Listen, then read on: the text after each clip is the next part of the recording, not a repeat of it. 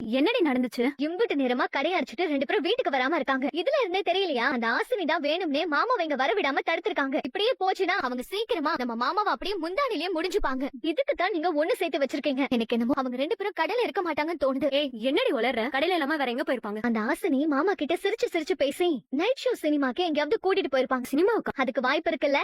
அந்த ஆசினி அந்த மாதிரி எல்லாம் செய்யற ஆள் தான். முத்து மாமாவை நல்ல காதல் படத்துக்கு கூட்டிட்டு போயிருப்பாங்க. அங்க போய் மாமா பக்கத்துல உரசி உரசி உட்காந்துட்டு மாமாக்கு இருந்த பழைய காதல தூண்டி விட போறாங்க. என்னென்னமோ பேசிட்டு இருக்க. அந்த மாதிரி எல்லாம் ஒண்ணும் இருக்காது. மாமா கடையில தான் ஏதாவது வேலையா இருக்கு வந்துரும். அப்படியா? பாக்கலாம். நான் சொல்றது நடக்குதா இல்ல நீ சொல்றது நடக்குதான்னு.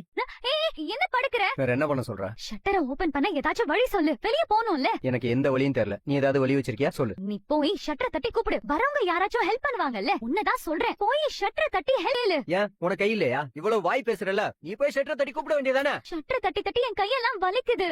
நீ போய் தட்டு. முடியாது, நீ போய் தட்டு. அரக்கி பைத்தியக்கார. ஏய், இப்ப மணி என்னாச்சு தெரியுமா? நம்ம எங்க இருக்கோம் தெரியுமா? ஊருக்கு வெளியே இருக்கோம். நாம இந்த நேரத்துக்கு இந்த பக்கம் ஒருத்தங்க கூட நடந்து போமா. விடிஞ்சதுக்கு அப்புறம் பாத்துக்கோ. என்னது? விடிஞ்சதுக்கு அப்புறமாவா? அப்ப காலையில வரைக்கும் இங்கதான் இருக்கணுமா? அது ஓ இஷ்டம். இருக்க பிடிக்கலைனா கையாலேயே சுரங்கத்தை தோண்டி வெளியே போ. இப்ப என்ன போட்டு இம்சா பண்ணாம அமைதியா சொல்லிட்டேன். பகலெல்லாம் சுத்தி அலைஞ்சது டயர்டா இருக்கு. டார்ச்சர் பண்ண